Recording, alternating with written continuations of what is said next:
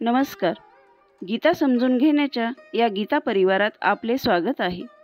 मागील म्हणजे 12व्या श्लोकात आपण पाहिले की भीष्म पितामह ज्यांच्या मनात संघर्ष होता, पण जबाबदारीच्या पुढे ते स्वतःला विसरून गेले. आज आपण पहिल्या अध्यायातील 13वा श्लोक घेणार आहोत. गीतेतील प्रत्येक श्लोक आपल्याला जीवनाचा एक महत्त्वाचा धडा शिकवतो. चला तर पाहूया आजच्या 13व्या श्लोकाचा अर्थ, जीवनाशी त्याचा संबंध आणि त्यातून मिळणारी शिकवण. प्रथम संस्कृत श्लोक. ततः शंख्वाश्च भैर्यश्च पनवानक गोमुखा सहसैवाभ्य हन्यन्त स शब्दस्तुमुलो भवतः. या श्लोकात युद्धभूमीवरील तयारीचे वर्णन केले आहे. त्यावेळी एकदम शंख, भेरी, नगारे, ढोल, गोमुख ही वाद्ये एकत्र वाजवली गेली. त्या आवाजाने संपूर्ण रणांगण दणाणून गेले आणि गगनभेदी गोंगाट झाला. कल्पना करा, कुरुक्षेत्राच्या मैदानात लाखो सैनिक जमले आहेत.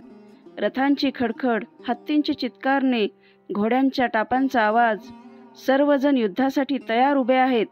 आणि तेव्हा एकदम शंखनाद, नगारे, भेरी, गोमुख, ढोल वाजतात. त्या आवाजाने रणांगण दणाणून जाते. हा केवळ आवाज नव्हता, तर उत्साह, धैर्य आणि सज्जतेचा संदेश होता. प्रत्येक योद्ध्याला जाणवलं, आता खरी लढाई सुरू झाली आहे. श्रोतेहो, हा श्लोक फक्त युद्धभूमीपुरता मर्यादित नाही. आपलं जीवनही एक रणांगण आहे. आपण विद्यार्थी जीवनात असताना परीक्षा म्हणजे रणांगण, शंखनाद म्हणजे अभ्यासाची तयारी, अभ्यासासाठीची मेहनत हीच खरी सज्जता.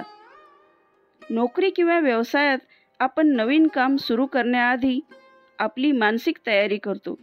ती मानसिक तयारी म्हणजेच आपला शंखनाद. कुटुंबात व समाजात जेव्हा अडचणी, संकट येतात, तेव्हा धैर्यानं उभं राहणं म्हणजे आपला अंतर्गत शंखनाद. शंखनाद आपल्याला शिकवतो की प्रत्येक आव्हानापूर्वी स्वतःला तयार करायला हवं. जसा योद्धा शस्त्र घेऊन सज्ज होतो, तसंच आपण ज्ञान, आत्मविश्वास आणि धैर्याने सज्ज झालं पाहिजे. या श्लोकातून आपल्याला समजते की तयारीशिवाय यश नाही. जसा सेनानी युद्धापूर्वी सज्ज होतो, तसंच आपल्याला ध्येय साध्य करायचं असेल तर आधी मानसिक, शारीरिक आणि बौद्धिक तयारी करावी लागते. आत्मविश्वास हीच खरी ताकद. म्हणजे शंखनाद फक्त आवाज नाही, तो आत्मविश्वासाचे प्रतीक आहे. मी करू शकतो ही भावना प्रत्येकाने बाळगली पाहिजे. प्रेरणा घ्या आणि द्या म्हणजे शंखनादाने योद्ध्यांचा उत्साह वाढला. तसंच आपल्या कृतीने आणि शब्दांनी आपण स्वतःलाही आणि इतरांनाही प्रेरित केले पाहिजे. श्रोतेहो, 13वा श्लोक आपल्याला शिकवतो की जीवनातील प्रत्येक संघर्षापूर्वी तयारी करा, आत्मविश्वास ठेवा आणि प्रेरणेचा शंखनाद करा. लक्षात ठेवा, यशाची सुरुवात तयारीतूनच होते.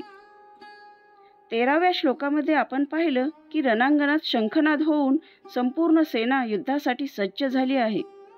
पण आता पुढचा श्लोक 14 अधिक खास आहे, कारण या श्लोकात भगवान श्रीकृष्ण आणि अर्जुनाने स्वतः शंखनाद केला आहे. पुढील व्हिडिओमध्ये आपण 14वा श्लोकची सविस्तर माहिती पाहू. आशा करते आपल्याला या व्हिडिओमधून भगवद्गीतेचे प्रत्येक श्लोक समजून घ्यायला मदत होत आहे. आपली मते मला कमेंटद्वारे नक्की कळवा. आणि आपण प्रथमच हा व्हिडिओ पाहत असाल तर आत्तापर्यंतचे झालेले श्लोक पाहण्यासाठी या चॅनलला सबस्क्राईब करा. व्हिडिओ आवडलीच असेल तर व्हिडिओला लाईक व शेअर करा.